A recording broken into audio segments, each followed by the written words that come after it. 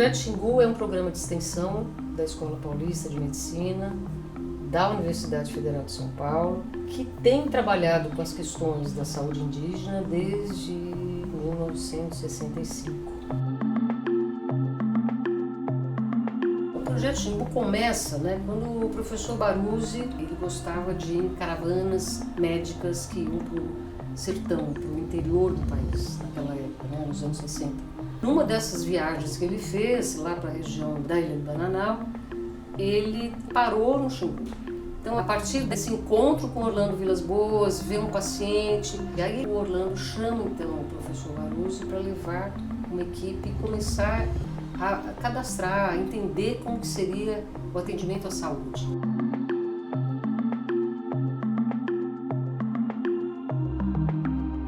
Toda a primeira parte do Projeto Xingu, você tem a ação tipo um mutirão.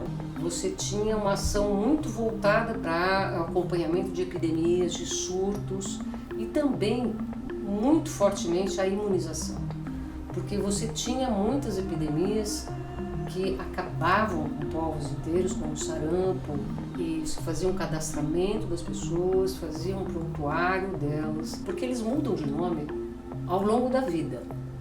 E aí eu preciso ter um espaço ali que coloque esse nome ao longo da vida. Ao mesmo tempo, você precisa de uma foto, porque se você fala um nome que já não é dele, é difícil você saber quem é. Então, tem uma série de referências nessa ficha que ajuda a gente a identificar quem é aquela pessoa. E isso foi um processo bacana, porque essas fichas são documentos históricos, Depois, na década de 80, a gente passa a um processo de formação dos próprios indígenas na área de saúde. Aí você começa a tentar montar e construir o que seria um modelo de atenção à saúde indígena. Sempre me fascinou conhecer outras culturas, Então, na primeira área indígena que eu fui, foi na região de Aquidauana. Então, aquilo me fascinou, me mostrou um outro modo de ser e estar no mundo. E aí eu comecei a fazer parte do Projeto Xingu. Eu gosto de pensar o Projeto Xingu como um espaço de encontro de saberes, mas que também tem essa coisa pluriepistêmica, Quando a gente propõe, por exemplo, um módulo da formação de agentes de saúde, a gente propõe que eles façam uma pesquisa com os velhos ou as mulheres, os sábios da sua aldeia sobre aquele tema. Então, antes da gente falar sobre o nosso conhecimento, eles contam um pouco o que vem da aldeia.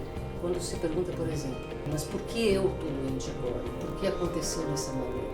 A nossa medicina muitas vezes não sabe responder isso, mas quem responde, em geral, são os especialistas tradicionais da medicina indígena. Pode ser um pajé, um xamã, um rezador, um benzedor, um raizeiro, enfim, aquele que tem um outro olhar sobre a causa da doença. Eles olham para a nossa medicina como uma forma de tratamento complementar, mas não substitui a deles. Então, o modo da gente trabalhar é sempre essa escuta, como uma comunicação, como um encontro de saberes. Quando a gente respeita isso, quando a gente escuta isso, a gente faz um bom trabalho.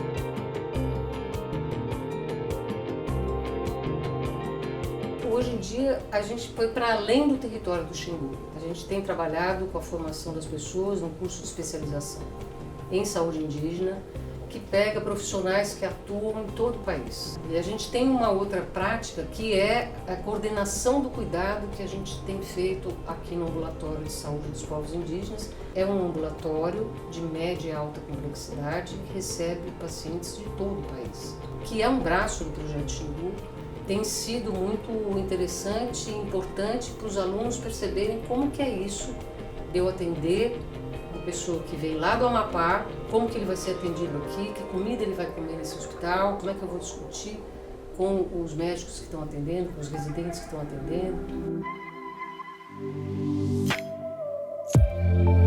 Para pensar em avanços, eu acho que tem o protagonismo indígena nesse processo. O ideal seria que a gente conseguisse abrir espaço para os indígenas nas universidades, mas a abertura de espaço ela tem que vir também com a perspectiva de saberes, de maneira multiepistêmica, né? Pluriepistêmica, em que você consiga valorizar os conhecimentos que também vêm do território.